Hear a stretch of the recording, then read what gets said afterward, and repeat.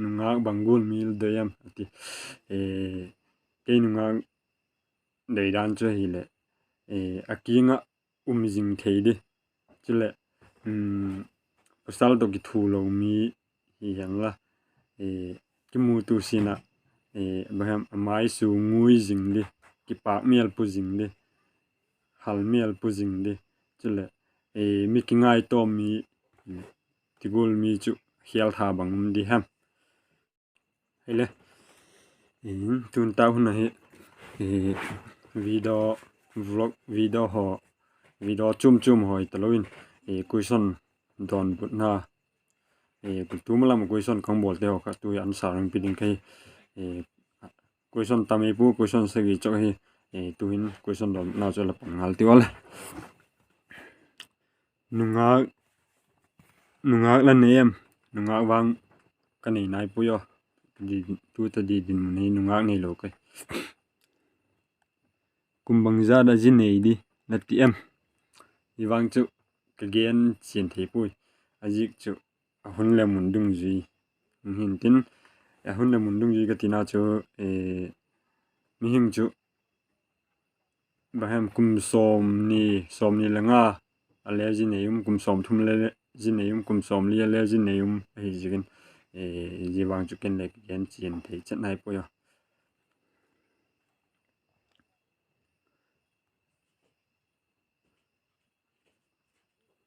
lan ngak nu min bangai hem ngak ni nai lo ngak nu min gian ding wang chu thil hak sat ta kai ngak ni nai lo kai jikin na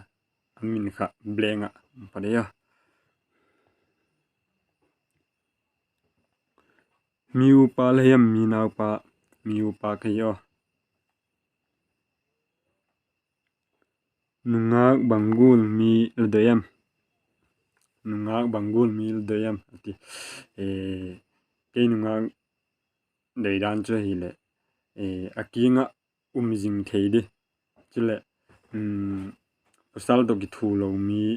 hi hangla ki mutu sina baham amai su ngui jingli ki pa mial pu jingli hal mial pu jingli chule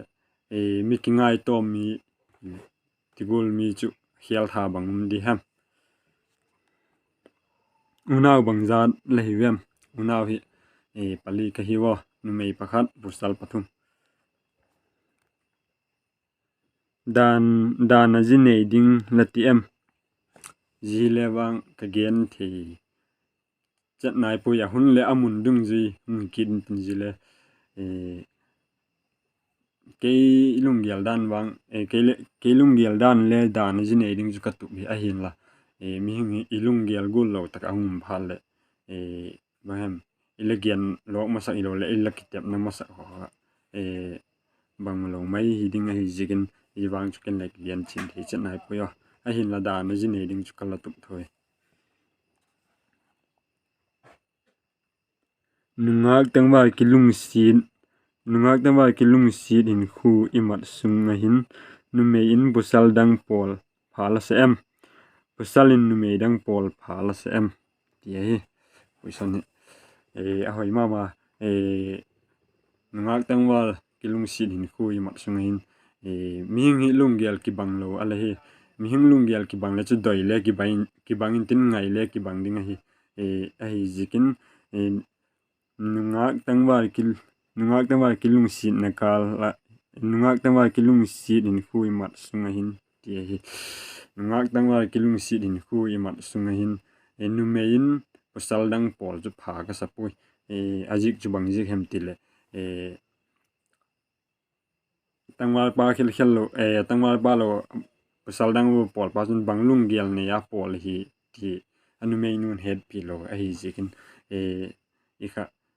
kilung sin in ku nungak tangwal kilung sin in ku ma chung nu mein pasal dang pol pha ka sak lo na yan la pasalin nu mei dang pol pha la sem hatikila ji lewang ju pha ka sapui ajik chu bang ji anu me danak ilagian golo khan nu mein banglung gel ne ya ilole bangula ama khato susi theding kem ti lungyal le la nei mai the mi hing lung gel ki hello a hi jikin thing thok taka lungsin khu det taka imat nu mai chun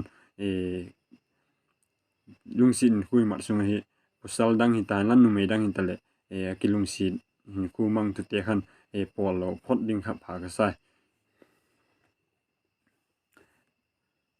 baham iwamung mon thula mai pu lungsin na det zok ding lungsin na det zok na lama na le hin ti doi sanga kang ka doi ji ka kang gen ki le yo question chan chu don na ilapik theu hintin khaile no le ang support zal le lang ngai khok zalu le chungun ki pa thu gong gena chule ma ban le chi to jum zel thina dun lai share kha nangma mo pukna hi ti kha hemin loin le ball pi jing ding in ka viewers te le ki mai sport te chunga chilna vel kong ball ki hian la bon mang phale